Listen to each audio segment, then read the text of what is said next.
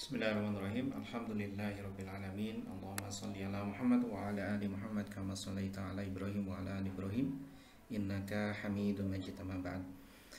Anak sekalian, kita masih dalam pelajaran tahsin ya, kitab Fathur Rabbani fi Taisir Tilawatil Quran. Kita sudah membahas tentang 10 adab tilawah Al-Quran. Nah, sekarang kita akan membahas adab-adab seorang penghafal Al-Quran ya. Kalau adab tilawatil Quran itu ketika membaca Al-Quran, maka kita terapkan adab-adab tersebut. Tapi tatkala kita menjadi seorang penghafal Al-Quran, hamilul Quran, maka kita terapkan adab-adab yang akan kita pelajari setelah ini. Qala musannif atau mu'allif ya, berkata penulis kitab ini, wa yanbaghi lihamilil Qur'ani, wa dan yanbaghi seyogyanya, seharusnya, lihamilil Qur'an bagi orang-orang yang membawa Al-Quran. Nah, di sini penulis mengatakan hamilul Quran ya, hamilul Quran. Hamilul Quran ini terdiri dari dua kata, yaitu hamilun dan Al-Quran. Hamilun dari kata hamala yahmilu ya, hamala yahmilu yang artinya adalah membawa atau memikul. Sedangkan hamilun sendiri adalah bentuk isim fa'il, artinya adalah orang yang membawa sesuatu, orang yang memikul sesuatu. Sedangkan Al-Quran ya, sebagaimana disebutkan muallif yang telah kita pelajari, adalah kalamullah yang diturunkan pada Nabi Muhammad SAW melalui perantara malaikat Jibril, kemudian diibadahi dengan cara tilawah, diawali dari Al-Fatihah dan diakhiri dengan surat An-Nas. Jadi hamilul Quran, maka maknanya adalah orang yang menjaga Al-Quran, yaitu orang yang membawa Al-Quran di dalam hatinya.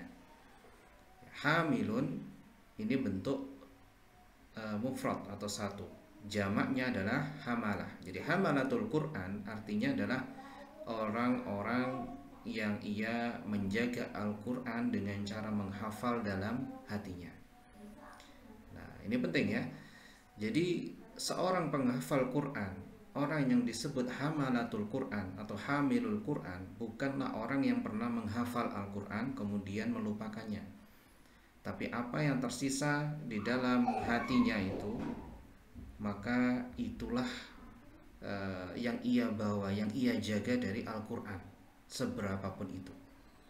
Makanya yang paling penting yang kita lakukan atau kita usahakan agar hafal adalah itqan ya, kuatnya hafalan, karena kita menyandang untuk sebagai penjaga Al-Quran, yaitu menjaga lafaz-lafaznya, menjaga tulisannya agar tetap sama seperti apa yang diturunkan Allah Subhanahu wa taala kepada Nabi Muhammad SAW.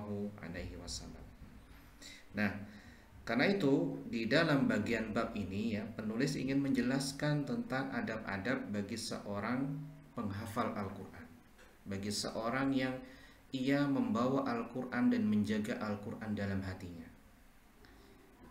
Yang pertama, kita sampai kalimat ini saja ya, nanti kita bahas berikutnya karena ini mengandung makna yang luar biasa. Penulis mengatakan an yu'rafa ya, an yu'rafa bilailihi idzan nasu naimun. Yang pertama, hendaklah seorang pembawa Al-Quran, penjaga Al-Quran itu dikenali dari selainnya. Artinya ada yang membedakan. Seorang pembawa Al-Quran tidak boleh sama dengan orang yang lain, tidak boleh sama dengan orang-orang yang belum pernah menghafal Al-Quran, terutama di waktu malamnya, bilailihi ya. Apa maksudnya? yaitu ketika di malam hari, ya, idzan nasu naimun, ketika orang-orang itu, manusia itu pada tidur, naim, maka dia tidak tidur dan menghidupkan waktu malam dengan Al-Qur'annya. Inilah ciri khas seorang penjaga Al-Qur'an. Ya, karena itu kita harus membiasakan diri untuk menghidupkan waktu malam, yaitu dengan membaca Al-Qur'an, sholat tahajud, atau mungkin belajar ilmu, ya, ilmu syar'i dan semua yang terkait tentang Al-Qur'an. Ini adalah adab yang pertama. Nah, anak-anakku sekalian, Allah Subhanahu wa taala berfirman dalam surat Al-Insan ayat 26, "Wa minal laili fasjud lahu wasabbihhu lailan tawila." Dan pada sebagian malam, ya, fasjud lahu wasabbihu lailan tawilan, dan bertasbihlah, ya, pada malam yang bagian panjang dari malam hari. Nah, ini mengandung makna bahwa kita memang harus menghidupkan waktu malam. Ini anjuran, ya, bagi semua sebenarnya orang Islam, orang yang mukmin, apalagi ini penjaga Al-Qur'an, ya, orang yang dikaruniai Allah untuk menjaga Al-Qur'an dalam hatinya, ya tentunya dia lebih berhak untuk mematuhi perintah ini. Fasjud lahu, ya, kata asalnya adalah perintah, walaupun tidak bermakna wajib, karena ada hadis-hadis lain yang menerangkan bahwa ini tidak wajib. Fasjud lahu wasabbihu lailan tawila. Tidak hanya sholat tahajud, tapi wasabbihu, dan bertasbihlah, berzikirlah. Artinya apa? Menghidupkan waktu malam. Nah, ini di surat Al-Insan yang rata-rata kita sudah hafal. Kemudian Allah Subhanahu wa taala juga berfirman dalam surat Al-Muzammil, "Ya ayyuhal muzammil, wahai orang-orang yang berselimut," yaitu Nabi Muhammad SAW. Ini perintah kepada Nabi kita Muhammad SAW. Qumil laila, berdirilah pada malam hari untuk sholat, ya, illa qalila, kecuali sedikit dari waktu malam. Ya, tetap menghidupkan waktu malam, tapi untuk sholat sesuai dengan kemampuan. Kemudian dijelaskan lagi nisfahu, seperduanya, awin qusminhu qalila, atau kurangi dikit dari seperdua itu, auzid alaya, atau boleh tambah sedikit, ya, boleh kurang, boleh nambah dari setengahnya malam. Warattilil qur'ana tartila, dan bacalah pada malam itu, ya, Al-Qur'an. Karena itu waktu malam itu sebenarnya adalah waktu yang sangat bagus untuk membaca Al-Qur'an. Kemudian Allah Subhanahu wa taala berfirman pada ayat selanjutnya, "Inna sanulqi 'alaika qaulan tsaqila." Ya. Kenapa kok harus sholat tahajud? Kenapa kok harus membaca Al-Qur'an di malam hari? Karena kami akan menurunkan kepadamu perkataan yang berat. Berjuang untuk Al-Qur'an itu adalah sesuatu yang berat. Apalagi di masa dakwah Rasulullah SAW dulu, banyak sekali pertentangan. Kemudian inna nasyi'atan laili hiya ashaddu wata'u wa aqwamu qila. Sesungguhnya bangun di waktu malam itu lebih tepat untuk jadi khusyuk dan bacaan kita lebih berkesan. Inna laka fin nahari sabhan tawila. Dan pada siang hari kita punya urusan yang banyak. Jadi membaca Al-Qur'an di malam hari, di waktu-waktu tahajud, itu akan menguatkan keimanan kita, akan sangat berkesan di hati kita. Menghidupkan waktu malam adalah ciri khas para pembawa Al-Qur'an. Mengapa? Karena pada siang hari kita semuanya sibuk dengan urusan dunia, tapi pada malam hari, ya, kita bisa khusyuk kepada Allah Subhanahu wa taala. Nah, ini anjuran lagi bahwa kita memang harus menghidupkan waktu malam. Kemudian Allah Subhanahu wa taala berfirman juga dalam surat Az-Zariyat. Coba perhatikan. Innal muttaqina fi jannati wa uyun. Sesungguhnya orang-orang yang bertakwa ada di surga, ya, di taman-taman dan uyun, dan mata air dari surga. Akhidina ma atahum. rabbuhum. Mereka mengambil apa yang diberikan oleh Rabb mereka untuk mereka. Innahum kanu qabla dzalika muhsinin. Karena sesungguhnya mereka sebelum hari kiamat itu mereka selalu orang-orang yang berbuat kebaikan.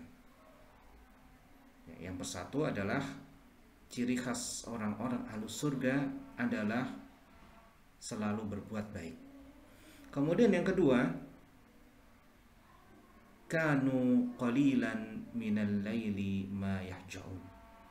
Di malam hari mereka sedikit tidur. Wabil asharihum yastaghfirun. Dan di waktu sahur mereka banyak istighfar.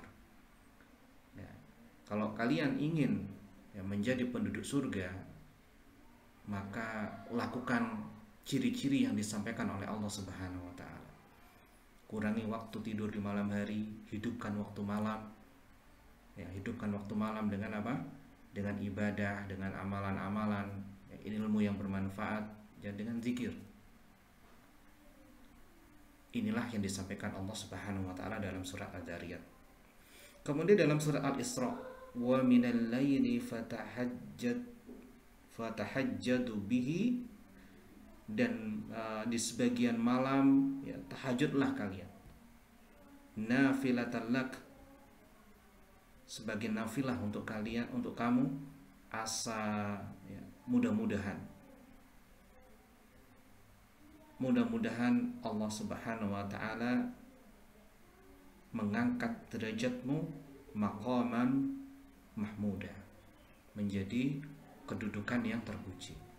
Jadi kalau kalian ingin kedudukan kalian di sisi Allah meningkat, ya, level derajatnya lebih tinggi, maka sholatlah tahajud, ya, sholatlah tahajud, dan hidupkan waktu malam.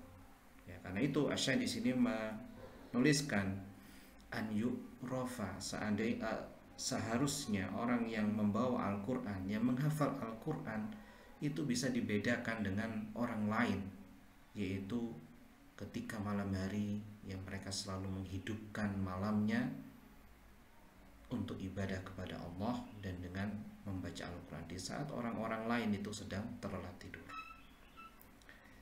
Kemudian Asy di sini melanjutkan wa binaharihi idzan nasu muftirun, dan ketika siang hari juga bisa dibedakan dari orang-orang yang bukan menghafal Al-Quran, bukan penghafal Al-Quran. Yaitu apa? Ketika orang-orang lain sedang berbuka atau tidak berpuasa, dia berpuasa. Nah, ini ciri khas lain dari seorang penghafal Quran. Jadi melazimkan puasa. Nah, puasa sunnah ya tentunya ada banyak ya. Yang mungkin yang bisa kita lakukan, yang paling mudah yaitu puasa Senin Kamis. Ya, puasa Senin Kamis. Kemudian ada puasa 3 hari setiap bulan. Atau kalau mau digabung, ya bisa puasa 3 hari tiap bulan plus ayyamul bid, ya puasa pada tengah-tengah bulan Hijriah. Kemudian bisa juga kalau lebih kuat lagi, bisa puasa Nabi Daud. Nah, silakan ini bisa kita praktekkan ya, karena ada hamalatul Quran, para pembawa Al-Quran adalah bisa dikenali dari salah satunya ini. Kemudian yang terakhir, wa bihuznihi idzan nasu yafrahuna wa bibukaihi idzan nasu yadhakuna. Dan dengan kesedihannya tatkala manusia itu bergembira, dan dengan tangisannya tatkala manusia tertawa. Jadi seorang penghafal Al-Quran, anak-anakku sekalian, adalah orang yang harusnya memahami tentang Al-Quran yang sedang dia pelajari dan hafalkan, sehingga ketakutannya kepada Allah bertambah. Ketika orang lain mungkin sedang bergembira ya, euforia dengan sesuatu hal yang mungkin tidak manfaat, maka dia tidak melakukan itu. Sifat yang terasa pada seorang penghafal Al-Quran adalah sangat takut kepada Allah Subhanahu wa ta'ala, apalagi dari kesia-siaan. Dan dengan tangisannya tatkala orang-orang tertawa. Seorang penghafal Al-Quran, maka dia memiliki adab karena rasa takutnya kepada Allah, dia tidak seperti orang pada umumnya, yaitu tertawa terbahak-bahak. Bahkan tangisannya karena kelembutan hatinya itu lebih terasa. Kenapa? Karena semakin dia menghafal Al-Quran, semakin dia mempelajari Al-Quran, maka ketakutannya semakin bertambah. Anak-anakku sekalian, Allah Subhanahu wa taala berfirman, "Innama yakhshallah min ibadihil ulama." Sesungguhnya orang-orang yang takut kepada Allah di antara para hambanya adalah ulama, orang yang berilmu. Seseorang yang semakin berilmu tentang Allah, tentang hal yang gaib, maka dia akan semakin takut kepada Allah Subhanahu wa taala. Semakin takut kepada Allah Subhanahu wa taala. Karena itu para ulama mengingatkan bahwa yang dimaksud ilmu itu bukan banyaknya hafalan, bukan banyaknya riwayat, bukan banyaknya yang matan-matan atau apapun itu, bukan. Tapi yang dimaksud ilmu adalah tatkala kalian mempelajari sesuatu dari bagian agama ini, maka kalian bertambah takut kepada Allah, bertambah hati kalian lembut, maka itulah ilmu yang bermanfaat. Sebagaimana kata Abdullah bin Mas'ud, beliau berkata, "Laisal ilmu an kasratil hadis." Bukanlah ilmu itu dengan banyaknya hadis yang dia hafal, bukan banyaknya hadis yang dia pelajari. Walakin al-ilm, akan tetapi ilmu itu an kasratil khasyah, dari banyaknya rasa takut kita kepada Allah Subhanahu wa taala. Kemudian Imam Malik bin Anas, dia juga berkata, "Innal ilm laisa bi kasratir riwayah wa innamal ilm nurun yaj'aluhu Allah fil qalbi."